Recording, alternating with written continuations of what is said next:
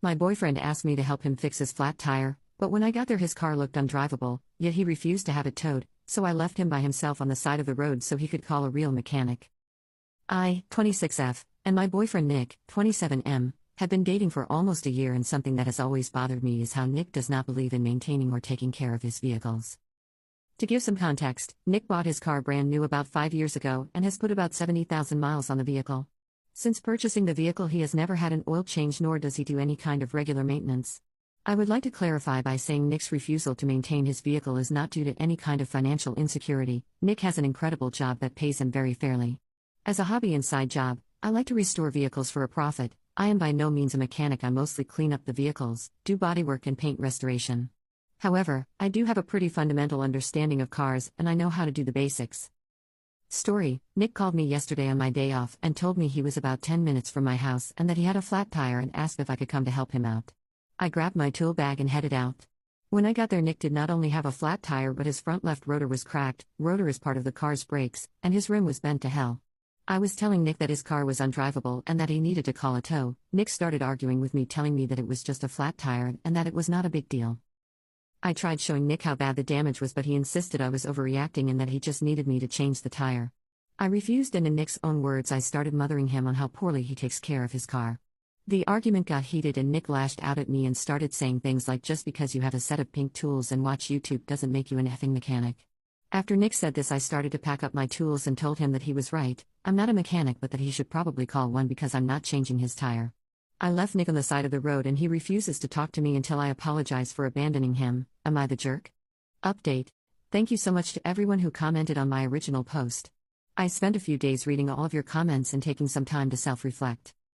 Vehicle update. Nick drove a Nissan Versa, and after I left him on the side of the road he ended up calling a tow truck/mobile mechanic. When the actual mechanic got there he told Nick everything I told him. The mechanic also refused to change his tire and told him he would only tow his car to a mechanic shop. Nick refused to tell me what all the damage was to his vehicle, but the damage must have been pretty bad because instead of fixing his Nissan and wasting all that money he decided he was just going to get a new car. Relationship update. Earlier today I invited Nick over for dinner. I spent the whole day cooking and baking Nick's favorite dishes: braised oxtail soup, drunken potatoes, and tiramisu for dessert. When Nick got to my house he was in a wonderful mood and had seemed to have forgotten/forgiven all about the argument we had. After small talk and finishing dinner, I took a deep breath and started to tell Nick how much I care about him, but that I no longer wish to continue our relationship romantically or otherwise. At first, Nick was shocked, but quickly his shock turned into anger. Nick felt I was insane for ending our relationship over such a petty, unimportant argument. Eventually, Nick tried to apologize, but I told him an apology was no longer something I was looking for. The whole time Nick was talking I sat there on the opposite end of the table listening with both ears, allowing him to say what he felt he needed to. When Nick was done I looked at him and reminded him of some of the wonderful times we had together. I reminded him that we are both adults and we can choose to either end a one-year relationship with arguing and anger, or we can choose to end things on good terms and finish a lovely last meal together. Nick calmed down after this and his tone of voice started to match mine. We didn't talk for much longer, but luckily I planned ahead and had some tiramisu wrapped up for him along with a small bin of all the things he kept at my house. Before Nick left I gave him a big hug and told him that if he ever needed someone to show him how to change a tire, I would be happy to send him a YouTube tutorial.